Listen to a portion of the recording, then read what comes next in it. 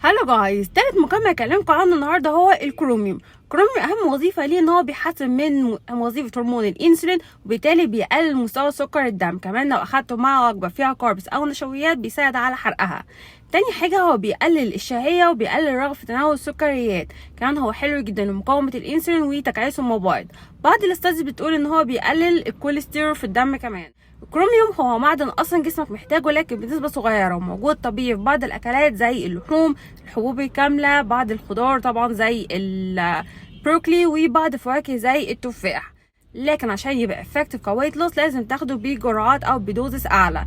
اي ريكومند ان انت تاخد 100 مايكرو جرام مرتين او 3 مرات في اليوم لمده اسبوعين 3 او شهر. بعد كده زود الجرعه ل 200 مايكرو جرام في اليوم. الكروميوم ما ينفعش تاخده لو انت مريض سكر وبتاخد ادويه سكر. كمان لازم تاخده في وقت بعيد عن الادويه دي كلها، اللي هي مضادات الحموضه، اللي هي كمان مسكنات الالم ومضادات الالتهابات زي الاسبرين زي البروفين. ولو بتاخد دواء لخمول الغده لازم يكون في وقت بعيد عنه.